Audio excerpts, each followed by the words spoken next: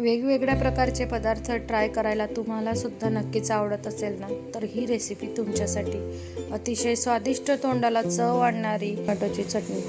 ही चटणी तयार करून घेताना आपल्याला 1 चमचा भर जिरं, चवीनुसार मीठ, चवीनुसार हिरवी मिरची, लसूण आणि भरपूर कोथिंबीर लागणार आहे। तर सुरुवातीला तेल अगदी कडकडीत न तापवता कोमट झाल्यानंतर त्यामध्ये लसूण आणि मिरची परतून घ्यायची। 1 ते 2 मिनिट लसूण आणि मिरची परतून झाल्यानंतर त्यामध्ये कापून घेतलेले टोमॅटो सुद्धा एकत्र परतून घ्यायचे। बरेचदा तुम्ही टोमॅटोची चटणी तयार करत असाल, परंतु अशा पद्धतीने चटणी नक्की तयार करून बघा, अतिशय चविष्ट चटणी लागते। त्याचबरोबर कढईमध्ये धुवून घेतलेली कोथिंबीर टोमॅटो सोबत एकत्र परतून घ्यायची। टोमॅटो जोपर्यंत मऊसर होत नाही तोपर्यंत परतून घ्यायचे। त्याचबरोबर गॅसची फ्लेम मध्यम आचेवरच ठेवावी। टोमॅटो परतून घेताना कढईला चिपकत असेल तर वरनं थोडं तेल टाकावं, म्हणजे टोमॅटो कढईला चिपकत नाही।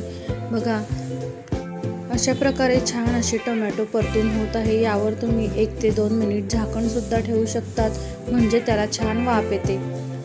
सर्व साहित्य परतून घेण्यासाठी 10 ते 15 मिनिट लागले आहेत। अशा प्रकारे छान असे टोमॅटो परतून घेतल्यानंतर त्याला पूर्णपणे गार होऊ द्यायचं आहे।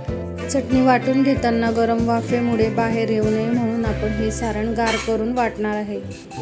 चटणीची चव वाढवून घेण्यासाठी 1 चमचा जिरं आणि चवीनुसार मीठ घालून आपण चटणी तयार करून घेणार आहे। बघा, अशा प्रकारे छान अशी चटणी वाटून झालेली आहे। अगदी साधी, सिंपल, परंतु तोंडाला चव आणणारी टोमॅटोची चटणी तुम्ही सुद्धा नक्की तयार करून बघा। अतिशय कमी वेळामध्ये स्वादिष्ट अशी रेसिपी आहे।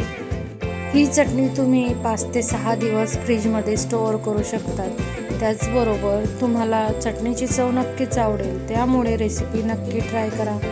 तोंडी लावण्यासाठी किंवा गोड दशमीसोबत ही चटणी अतिशय चवदार लागते। तुम्ही सुद्धा झटपट तयार होणारी, तोंडाची चव वाढवणारी ही चटणी नक्की तयार करून बघा।